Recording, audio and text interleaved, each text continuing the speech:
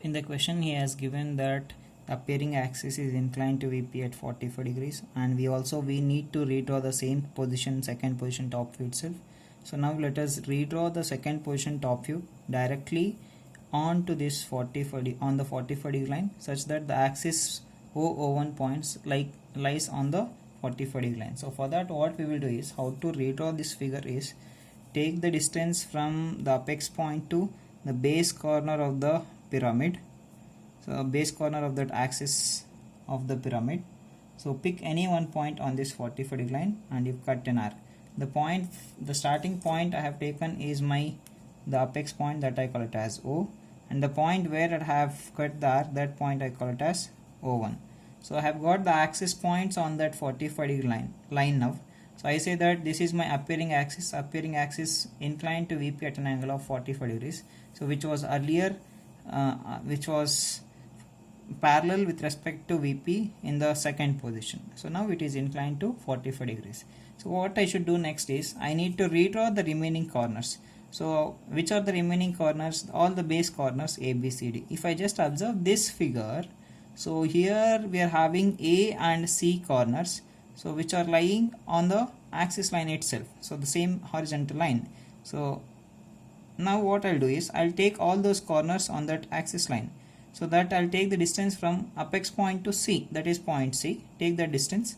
So place at the apex point that reference point what I have taken, that is O, and if cut an arc, the point where it intersects, so that point we call it as C. So this is point C. Okay. Next you take the distance from O to A, that is another base corner. Take the distance from O to A. Next you place your needle of your compass at apex point O, and if cut an arc on this 45 degree line, so where you will get the point name as A. Okay. So next what we should do is, I need to obtain the remaining two corners, that are B as well as D. So if you observe this figure, BD are there on the same line. So this is the vertical line with respect to the axis, at which point it is exactly perpendicular, that is vertical is at point O1. So what we should do now is, so we are having the point O1 and 45 degree line. So place your protractor at point O1 along your 45 degree line and see where you will get your 90 degree point. So you mark one point at an angle of 90 degrees. Once after marking an angle of 90 degrees, what we need to do, we need to draw a perpendicular line passing through that 90 degree point as well as this O1 point. Okay. So once after getting that perpendicular line, so what we need to do is, we need to take the distance from this O1 point to this D. So if you measure below, so the distance will be same with respect to point B from point O1. Take the distance and place your compass at point O1, and if cut an arc above that 45 degree line on that 90 degree line, on that perpendicular line what I have taken, and if cut one more arc below. So you'll get 2 points. So one point is here, so this point I call it as D, and the another point you'll get it here, so this point I call it as B. So you just observe, once after doing the namings, you see that all the namings are there in the cyclic order, A, B, C, D. So whether it is clockwise or anti-clockwise, that doesn't matter.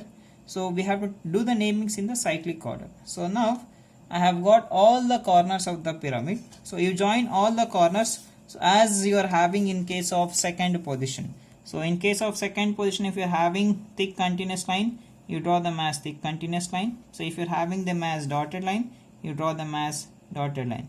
So first I will join all the boundary lines as thick continuous line. Okay, that is A to B, B to O, next is D to O. So these are all your boundary edges. So once after drawing the boundary edges, so we need to identify the hidden corner, that corner is A. From corner A we must have 3 lines. So among those 3 lines, you are having the line that is missing is A to O.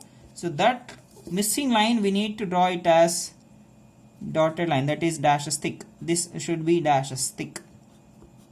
Okay, I have taken 45 degree line as dark line, so don't do that. 45 degree line has to be thin line. So we have got the dotted line here. So this is your dotted line.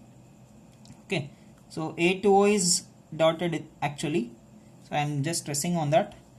So next is the remaining corners. I have to see for the remaining corners C to B, so that line should be drawn as thick continuous line, that is visible line, because point C is not your hidden corner. You'll get dashes line only from the hidden corners. Next, from point C to O, if I draw a line from C to O, so that line will get overlapped with respect to the dotted line what I have drawn earlier. So it looks like a continuous line. Only the dotted line that are visible is here from point A to C, that portion is visible. Okay, so now after that, after this completes the top view, third position top view, I need to obtain the front view now. How to take the front view? What we should do, we should take the projections from each and every corner. First I'll go with the horizontal projections. Take the horizontal projections first. So place your scale exactly horizontal.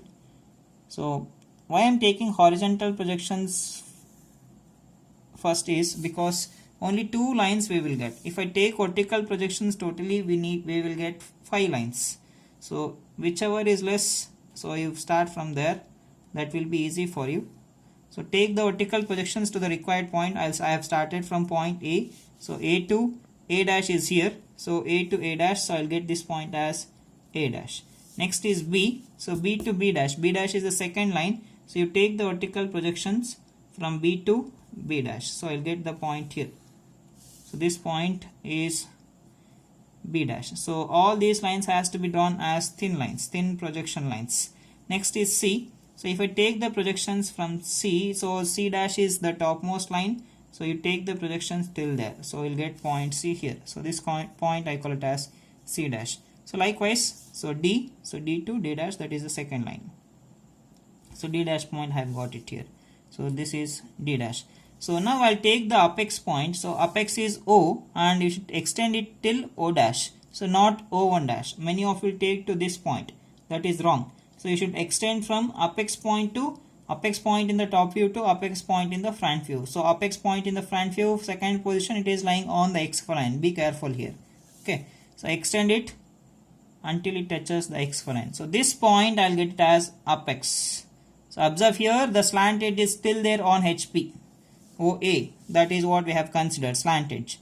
So once after doing this much, I'll take this apex point also, that is better.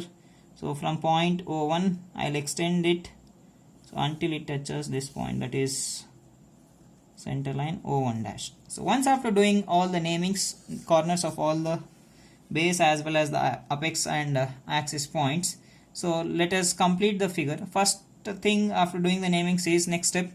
So I have to draw all the boundary lines as thick continuous lines. So how to identify the boundary lines?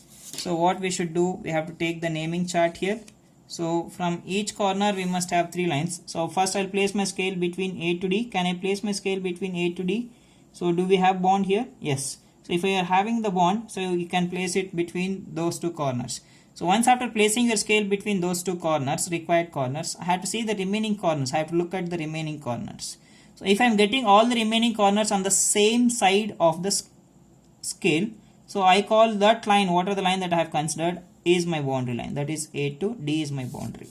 So in the same way, I'll go the next line, the other 2 corners, that is A dash to O dash. We are having the bond. If I place the scale between A to O, all the remaining corners of the pyramid, we are getting it above the scale itself. Hence it is my boundary line. So now I'll take the distance from, I'll take the points, I'm considering the points B and O. So because we're having the bond between B, O, if I place the scale between B and O, you can observe that, so C is above and the remaining corners of the pyramid are lying below it. Okay, so hence it is not my boundary line. So next I should take, I should leave that line, that is BO. I need to go with the another line, that is C2O. So this forms a boundary line. So if I join all the boundary edges by considering the procedure, so it forms a closed loop. So this is what we will get. So it forms a closed loop. Once after forming a closed loop, so what we should do is, so we have to consider this top view. So in this top view, so we'll be having the observer standing on HP and the observer will be away from the XY line. So he is the observer. So for this fellow, So the base of the pyramid is visible from the front. When he observes the pyramid, what happens? So the base of the pyramid is completely visible to him, because we will always place the apex point nearer to the x4 line according to our procedure. In order to make the procedure, make the solution easier, I'll always place the apex point nearer to the x4 line. So if I place the apex point nearer to the x4 line, for the observer, this base, what are the base that we are having? Since it is a square pyramid, we are having it as a square. So this is visible to the observer in the front view. So since it is visible, I should draw it with the thick continuous line in the front view. So what is that? The base ABCD. Join the base with the help of thick continuous line, that is A dash to B dash, B dash to C dash, and finally you are having C dash to D dash, that has been joined already. So next, this completes the looking the pyramid from the front. So what is the next thing is, so next step is I have to identify the hidden edges. So which are the hidden edges? So to identify the hidden edges, so we will take the two procedure into account. So first I'll explain both the procedures. So whichever is easy to you can follow that. So first and foremost thing is, I'll take the scale and I'll place my scale on the x5 line.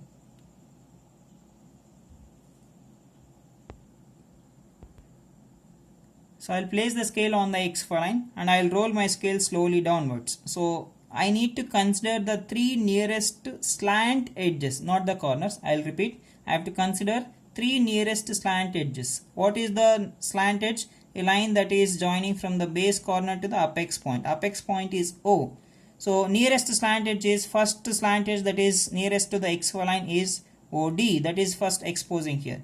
So now if I place the scale between O and D in the front view, so that line is coming inside the boundary here, you can observe. If I draw a line from O to D, it comes inside the boundary. If it is coming inside the boundary, I need to draw it as dotted line, thick dotted line, because that becomes your hidden edge. So next I should go to the remaining. I need to check three slant edges. First slant edge is O to D, that is done. Next slant edge that is exposing is O to C. So if I place the scale between O to C, so it is coming on the boundary itself. So that is a boundary line already. So if it is coming on the boundary, you should not consider that as your hidden edge. Okay, so you should not consider it. So next you come slowly downwards. So which slant edge will appear next? So that is OA. OA will expose next. So third edge this is. So if I consider OA in the front view, so it is coming on the boundary. So this will not become your hidden edge. So only the hidden edge is, that is O to D. Once after drawing this OD, I should check the remaining corners for three lines. So B to O will be missing. So this BO should be drawn as thick continuous line. This is one procedure. The other procedure is, so once after drawing this base as visible, so I need to check all the corners for three lines. So from point A, 3 lines are there. From point C, 3 lines are there. These two corners, the condition has been satisfied. What about point B and D? Only 2 edges are there from point B and 2 edges are there from point D. So the third edge is missing. Which is the third edge? BO and DO. Those are the slant edges. Now I'll try to join them, draw those slant edge. If I try to draw that slant edge, if you observe from point D, if I draw a slant edge from D to O, so that slant edge is going inside the square. If the line passes inside the square, so that becomes your hidden edge. So that should be drawn as dotted line. So remember, if the line goes or passes inside the base, that is square, whatever the square or pentagon or hexagon, whatever it might be, if the line goes, that slant edge goes inside that polygon, so that becomes your hidden line. Okay. Now if I try to draw this slant edge that is passing from point B, it is nowhere going inside the square. Okay. Just directly we can draw this as thick continuous line, because that is visible, because it is not going inside the square. So this is how we have to draw the lines in the last step. That is the hidden edges and the view lines. Next is the axis point that is remaining. So axis point should be joined with the help of the axis line, thin chain line itself. So this is the problem for slant edge resting problem, that is problem number 31. Remember that. So if the pyramid is resting on one of its slant edge, it is a corner resting problem. If it is resting on one of its slant triangular face, then it becomes your side resting problem. Okay, thank you for watching.